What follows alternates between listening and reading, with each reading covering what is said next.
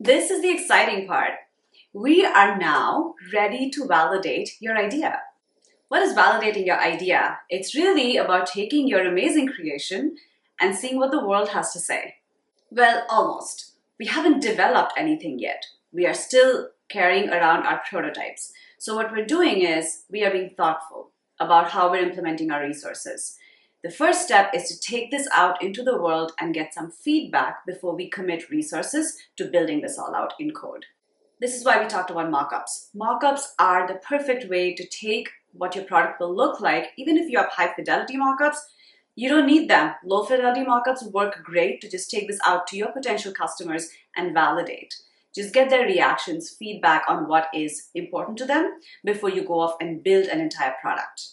This will help you save a lot of time and money, and honestly will prevent you from building something that nobody wants. As a founder or as a product manager, get comfortable with creating prototypes.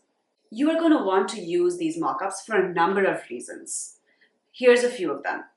One, obviously to tell users what your product will look like once it's ready. Number two, to demonstrate what this product will look like and work, right? Like what are the functionalities, the user flows. Third, you want to also test engagement with these different features. So if you have a clickable prototype, fantastic. Use it and get your users to click around so you can study where they hesitate, what they click on, what messages they gravitate toward, and so on. Fourth, get actual feedback, get verbal feedback, talk to your users, have them talk to you about what they liked about it, what was confusing to them, what resonated, what didn't, why didn't they click on a button even though it was so clear that there's a button there, and so on. So these types of feedback will help you identify if this mockup is worth implementing, or rather worth implementing as is or where you need to make changes.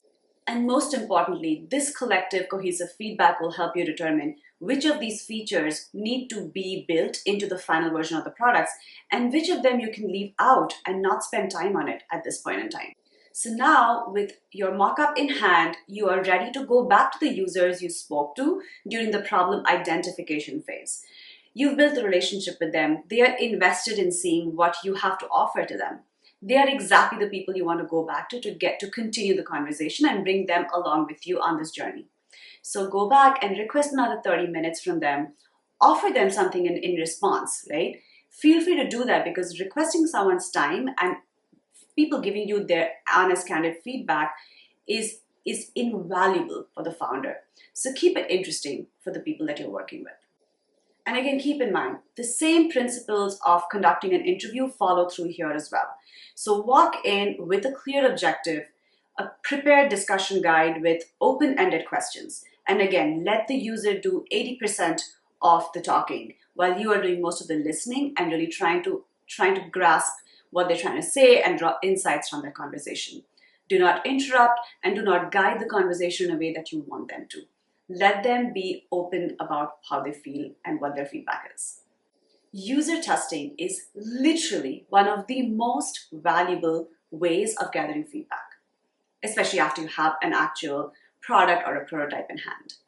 Not only is it informative about what features are resonating, even people's reactions, hesitations, body language will help you determine whether your navigation is working, whether the colors are working, whether the fonts are too small, whether the placement of the information is working. The information hierarchy is crucial. There's so many insights that you can draw just from even a 5-minute conversation and user testing with an actual user. So make sure to not skip this step.